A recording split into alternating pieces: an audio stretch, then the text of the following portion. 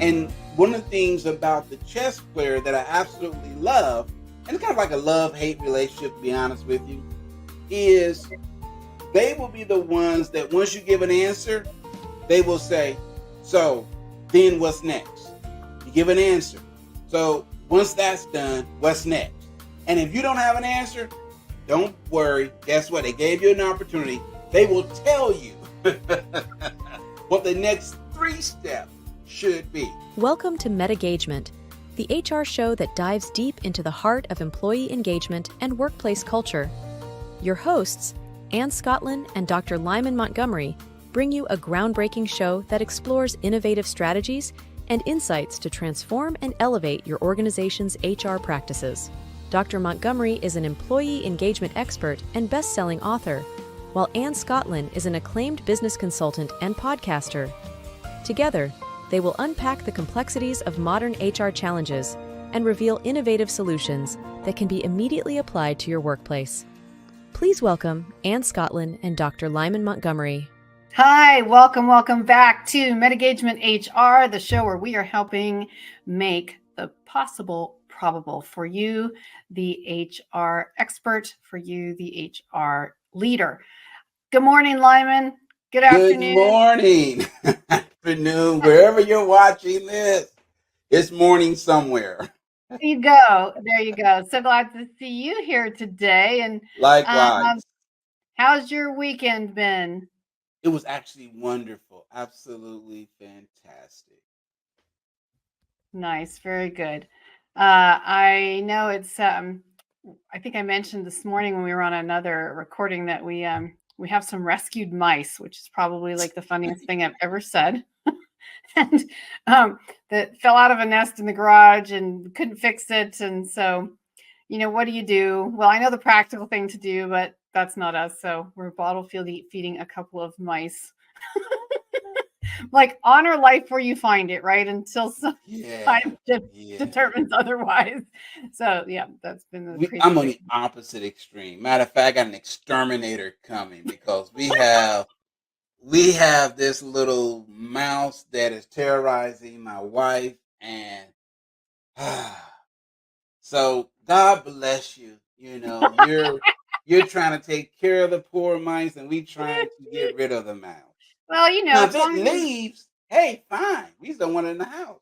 As long as you're live trapping and releasing, I'm good with it. But don't tell me. Okay. So we go into, we're not talking about mice personas today. We are talking about humans here on part 3 of our 5 persona type architecture. This is our assessment that we've created specifically for MetaGagement, for HR professionals in particular. And here on MetaGagement, our primary goals is to help you foster resilience and adaptability in HR, not just in your work, but for yourself as an HR leader. We really try to dive deep into how you can work within your teams to find advanced engagement strategies, actionable insights, and use these practical steps along with our favorite thing, which is neuroscience, doing it smarter and making it easier. So no point in pushing the cart up the hill, which is often what it feels like, right? Absolutely. If you're just joining us today, please help us out. Do us a favor, like, subscribe, and most of all, leave us a comment. Thank you for all of you who've been leaving comments. We love answering your questions and comments on the air when we can. So please send in your questions or topic suggestions that you'd like to see us cover. So far, we have covered 2 of the 5 personas. Cheerleader, construction worker, and they're also chess player, commander, and chemist. And today we are talking about the chess player persona. Yes. Do you play chess, Lyman? I play at it. I'm not any good at it, but I do understand it. So I wouldn't consider myself a chess player, but I do understand the game. That's half the battle, right? It's like everyone who got so excited, and that includes me, because I'd never really paid much attention to chess. I always loved the idea of chess. And then that show came out on Netflix, The Queen's Gambit with Anna Taylor-Joy, and I was just sold hopelessly, trying to learn chess on my phone.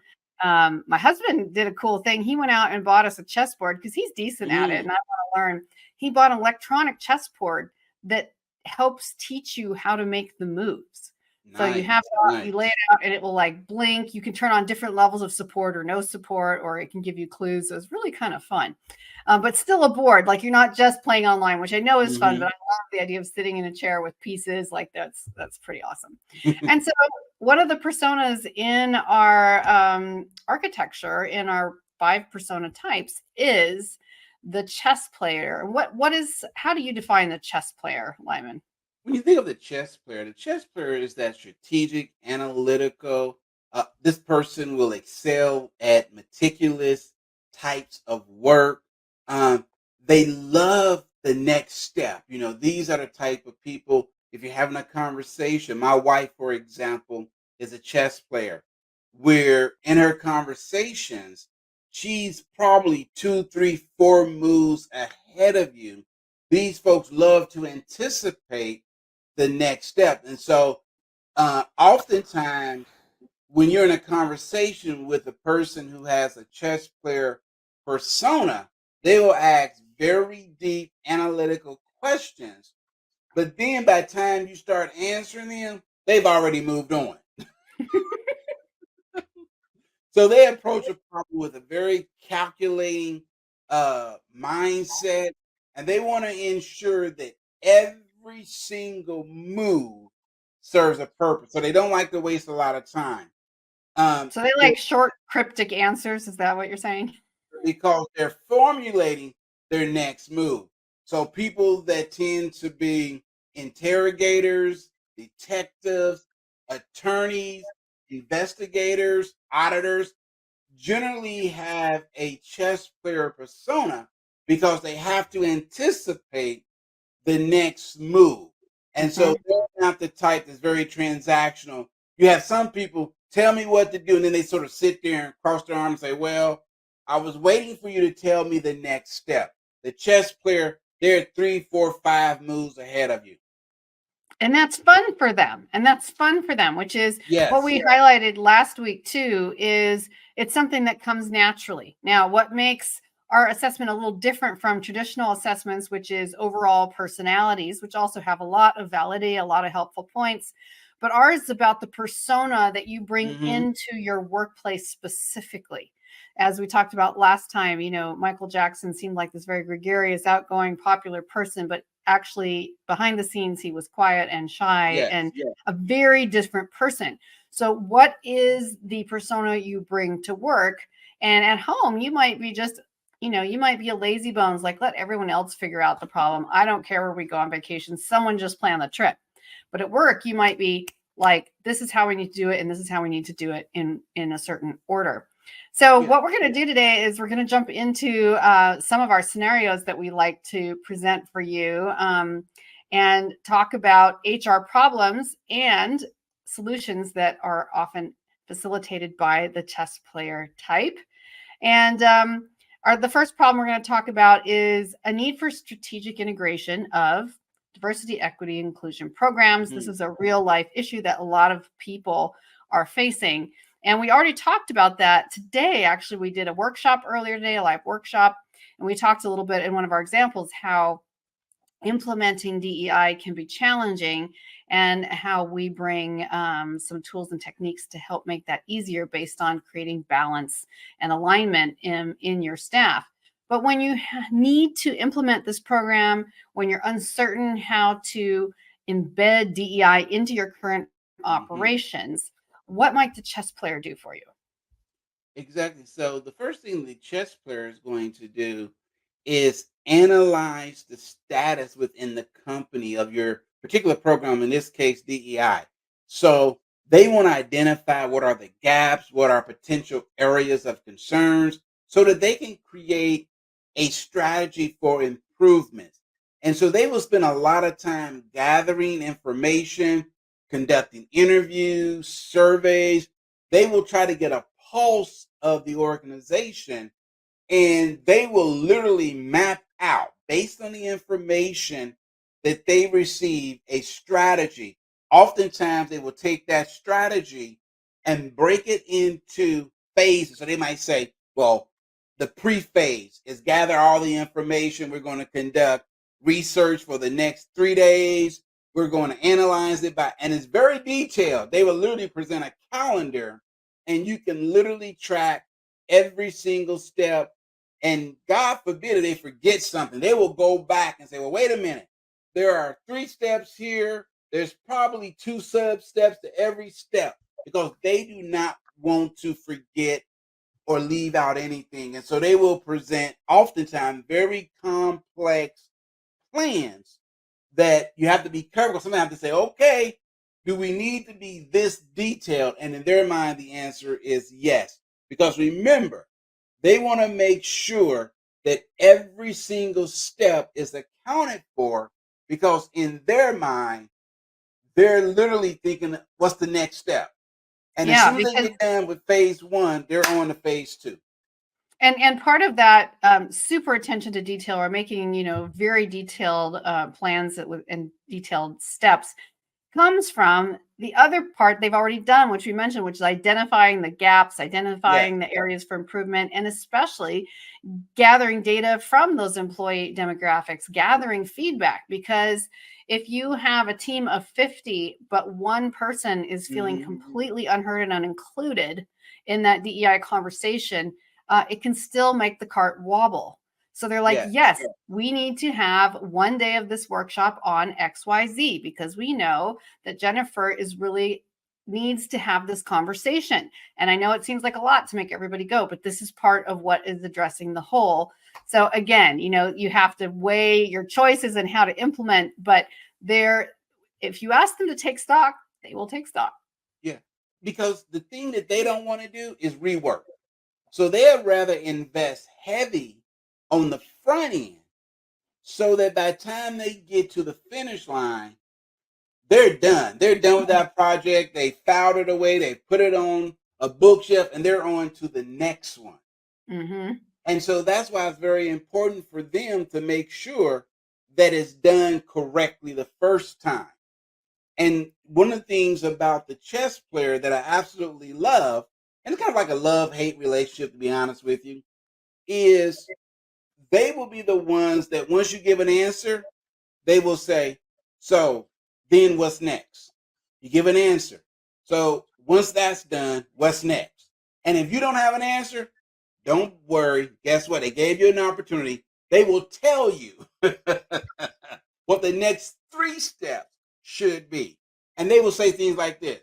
Well, I was thinking about this, and it seems to me, would you consider, or I think the next step should be ABC, and then EFG, XYZ, because in their mind, they want to literally count the steps throughout the entire process and make sure, as I said before, they didn't forget anything because they're trying to identify the gaps. They want to close the gaps and they want to make sure that it's a success on the front end and not spend a lot of time on the back end doing rework. Because let's face it, most people say, well, good is better than best. And it doesn't have to be best as long as it's good. And they would put it out there and let the market sort of fix the bug. Like Apple does that. Apple will release something. They know it's not where it needs to be. They say, let the market figure out. And we'll just keep releasing patches, okay, to fix it. Whereas the chess players are like, well, why do that? Why don't we just spend the time on the front end and make sure that it's right so that we can move on to the next? We're not just always recreating patches to fix something that we probably should have realized early on. And I think that's part of the challenge. So, there's 2 sides to every coin. Yes. With the talents also comes the inability to predict everything because we're human. One thing you've accidentally left out, one scenario out of millions that you missed, you are going to have to get that feedback from the team, from the market, whatever that is. The feedback will have to come in, but they can offer you a lot of strategies and solutions to prevent at least the earliest and most obvious pitfalls, which is absolutely super helpful. And before we go on I just want to touch base again on a couple of things about this assessment and about these personas. So one, we already touched on the fact that your workplace persona might be different from your home persona. Yes. So what is the persona in the workplace is different necessarily from your overall personality. Also, there is overlap. It's not completely, we're not here to pigeonhole people. Boy, that is hard to say. See that fast, Lyman? We're not here to pigeonhole you. We're also, everyone has percentages of these strengths. And what's another reason why this assessment is different from other assessments in the sense of that it has a lot more to do with team building than team mitigation? It can address both, but tell us why, if you have the opportunity, these are good things to learn when you're building a team. Yeah, because it takes into account what role you need to play. For example, you might have, let's take a sports team. You might be on defense and be very good at defense, but maybe you also need to work on being on offense. And so what these 5 personas allow a person to do, there's always going to be sort of like your major persona that shows up in the workplace, right?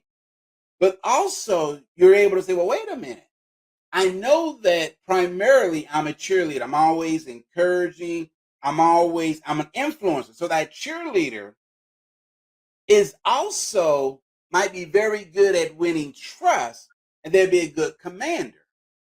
But they may not feel comfortable, and we'll talk about the commander later, they may not feel comfortable in the commander role, but because they've earned the respect of being an encourager, of being a motivator, it might be easier for them to move into the commander role and say, all right, y'all, we need to get this done. Let's go. But they're still going to do it in a cheerleading sort of mode, but they're going to move the project along as an example of where you might switch.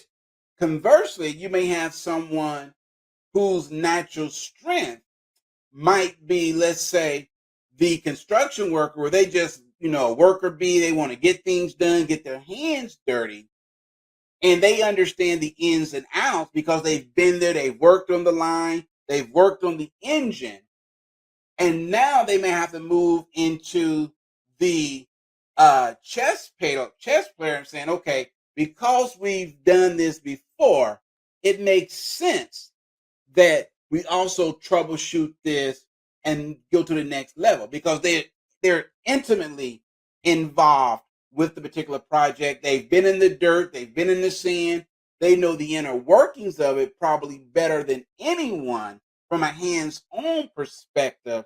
So it's a lot easier for them to anticipate, even though they might feel uncomfortable doing it, but they can at least lend themselves to the next steps in the process because they've done it before. Absolutely. And that is super valuable for sure. We're going to have to take a really quick break, and then we'll be right back with another scenario for you on corrective action investigation. How is this a practical element in the workplace in HR specifically? If you're having fun with us, enjoying the content today, copy and paste this link to someone else who might enjoy joining us for the show. Even after the fact, the same link will go to the recorded version of what we're streaming now. So share that link with someone. We would absolutely appreciate that. Leave us your comments and questions as well. That is our favorite thing to do, is interact with you directly. So we'll be right back with more on the persona of the chess player. See you in a minute. Are you ready to elevate your team and organizational effectiveness? Dive into the focused MetaMindset 5 Persona Types Architecture Assessment and discover your unique superpower as a leader or team member. Whether you're a fearless cheerleader, diligent construction worker, calculating chess player, commanding commander, or analytical chemist, this journey of self-discovery will highlight your strengths, sharpen your focus, and propel you towards success. This isn't just a quiz, it's your pathway to unlocking and embracing the potential that will transform your organization. Ready to find out your persona type? Head over to MetaGagement.com to take the assessment now.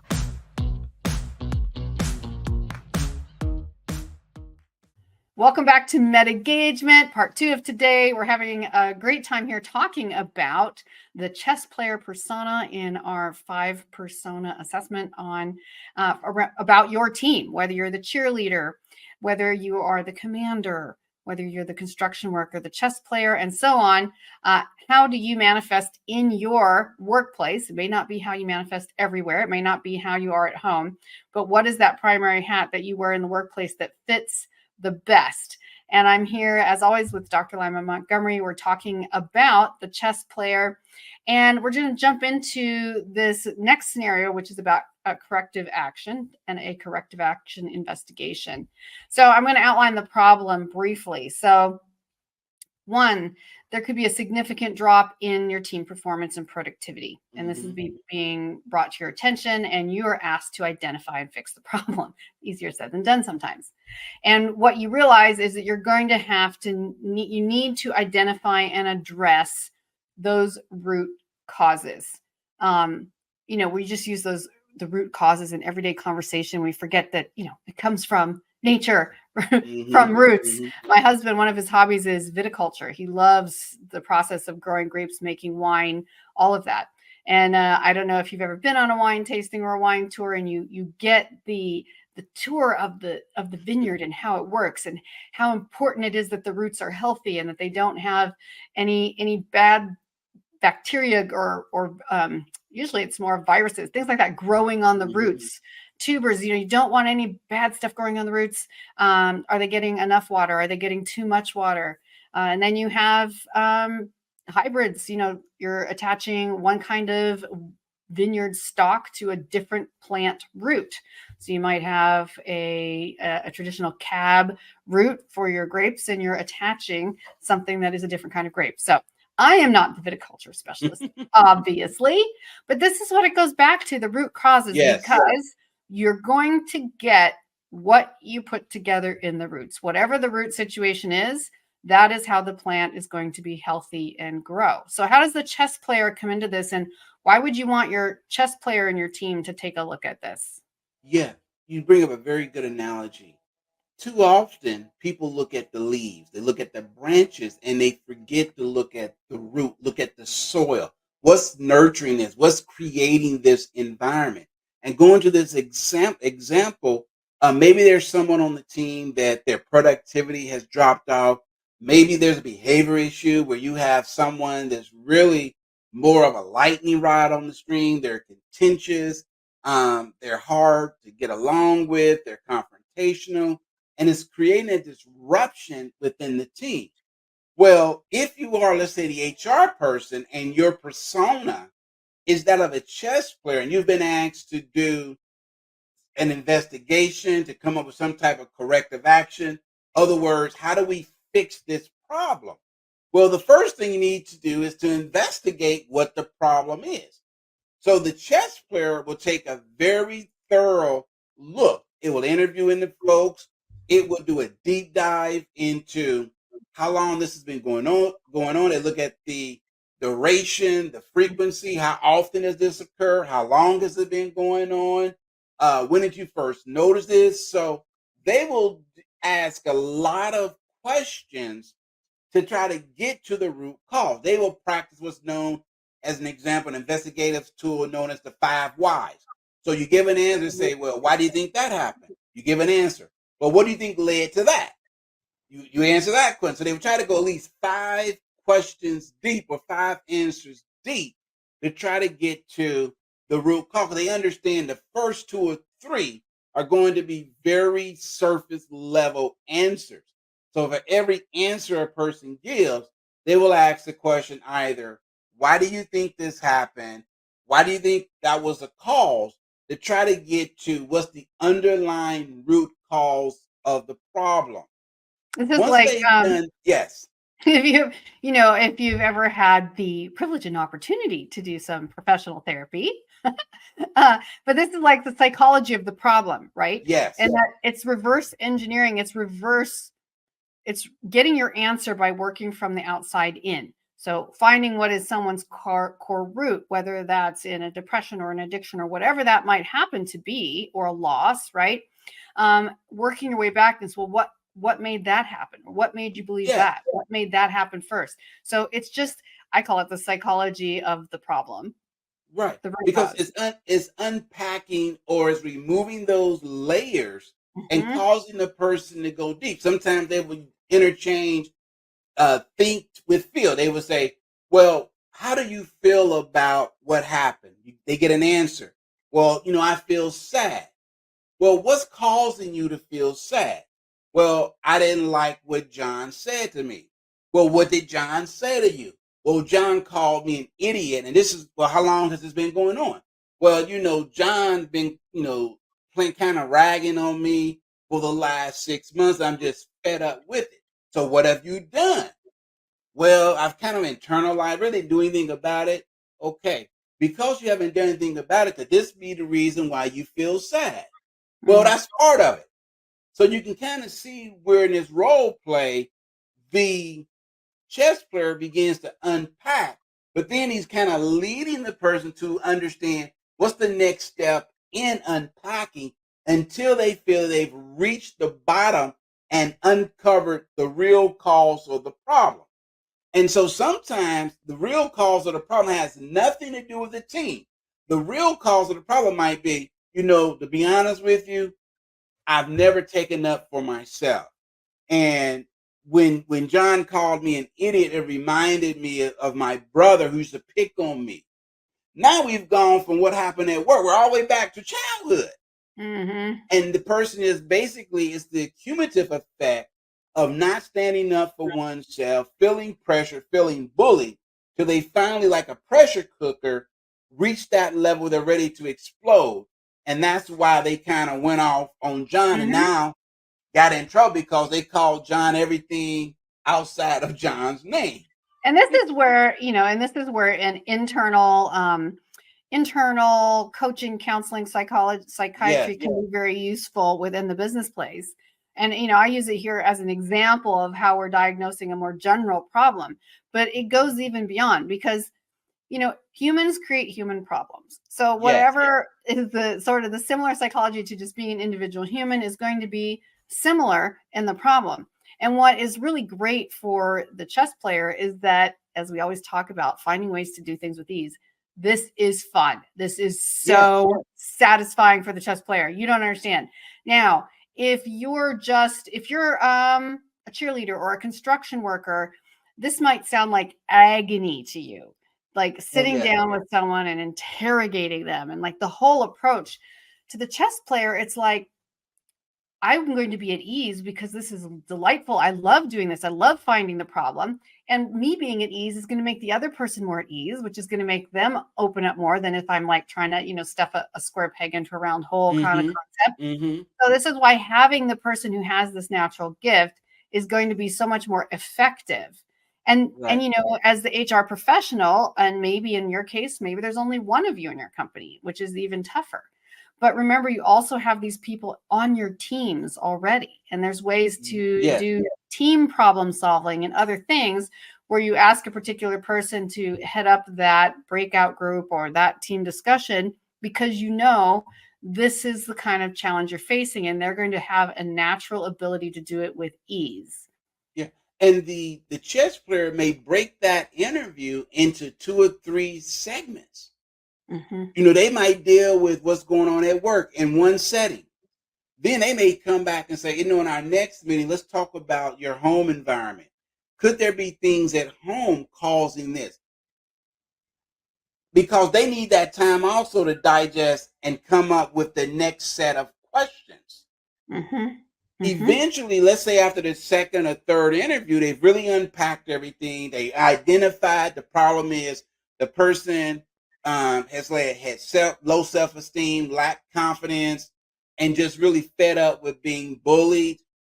And so now they say, okay, we understand that the real issue is you don't feel valued and you felt Mhm. again as if you were being attacked. And this is something you've Mhm. dealt with. And so what can we do now? So now they start moving into the action mode of saying, so what can we do now to improve so that you don't have another blow up? What are some other ways that you could have dealt with this situation? And when the person says, well, you know what, I probably should have, left the area. Okay, so you would have left the area and have done what? Where would you have gone? Oh, well, I probably would have went to the restroom. Okay. Were you going to the restroom because of a biological need, or were you going to the restroom to talk? What was it about the restroom? Well, I was going to the restroom so I could be kind of alone and kind of look in the mirror and say, pull your stuff together. How often do you do that? So again, they're going deep with even solutions, because they want to make sure, again, that they're not just putting a Band-Aid on a cancer, when the real issue is the person needs chemotherapy or surgery. And this is why, even with the solutions in, they will deep dive and say, let's make sure that we put together a plan that actually is going to benefit a result that you're looking for. And we're not just dealing with the symptoms. And I think the approach is so critical here of the chess player or the other people or persons on the team doing this, if you have an HR team, right? Because the chess player is so analytical and so objective, you can unwittingly make people feel like they are strictly a piece of machinery, a mechanical asset that has a problem that needs to be solved and has a part that needs to be fixed because they're just internally flawed. But what the person wants is to be seen as an actual person. Yes. Or not. If you really see the person, you might realize that a certain level of questioning is going to make them extremely uncomfortable, and you may need more time and more meetings to find tactful approaches to this. So, I see a lot of times the strategist, the chess player, they can be a bit like a surgeon, very precision surgery. Well, that's fine if it's a general problem. If it's a person, then use the talent you have in that persona, but maybe combine that with someone else like a cheerleader who has. I'm glad you said that. Yes, human touch. That's a very good approach of saying, my role here is to let's get to the problem, all right? But let's partner with Anne, and she can provide you with some motivation, some meditation. So when you feel that sense of overwhelm, you feel that sense of, reaching a boiling point, that you can have some techniques that you can utilize to help you overcome the situation so that you don't end up, flying off the handle, which again is not productive for anyone.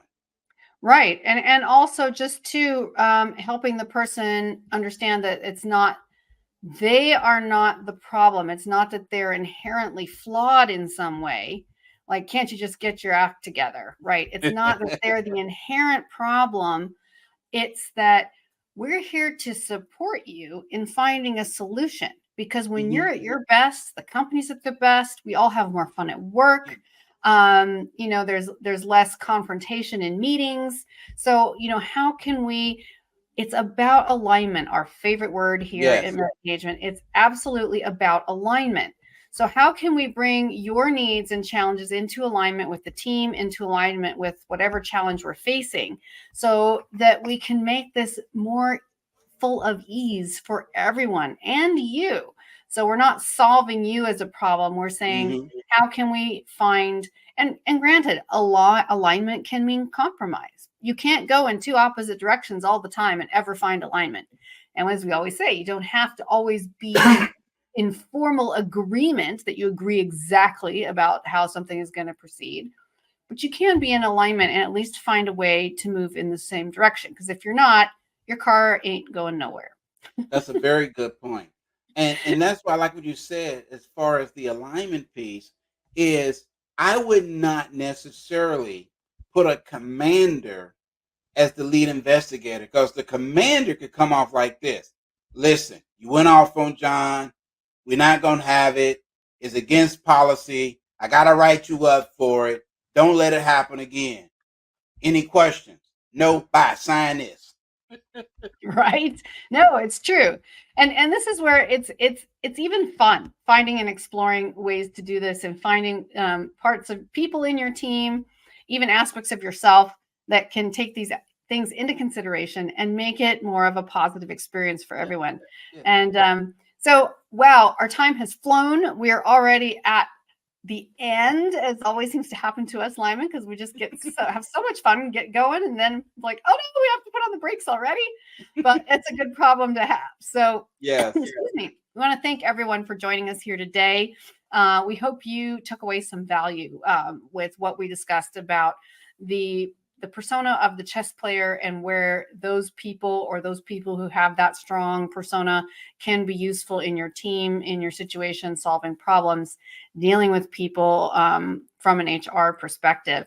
Again, if you enjoyed us, please share this link with someone else in HR who would benefit from this conversation. We'd love to have them join our community, join our conversation. And you as well, please leave your comments and messages, like and subscribe. That's partly how we can keep this content coming to you. And as always, we are going to be streaming again this same time next week on whatever platform you're watching. And that is, Lyman, can you read us these streaming dates? Because my notes have disappeared. Hey, you know what? I think it's Tuesdays. It's Tuesday. So I think it's 11 a.m. Tuesdays, 11 a.m. Eastern time, 8 a.m. What's that? Pacific time. 3 p.m. And 3 p.m. Mountain time.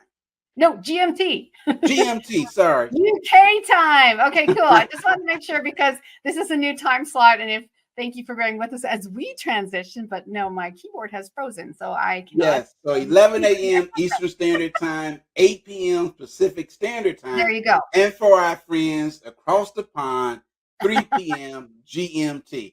I'm sorry, I just saw the EMT part.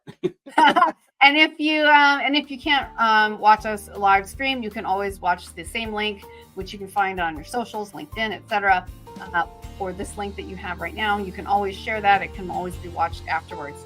So join us again next time. We are going to talk about which persona, Lyman?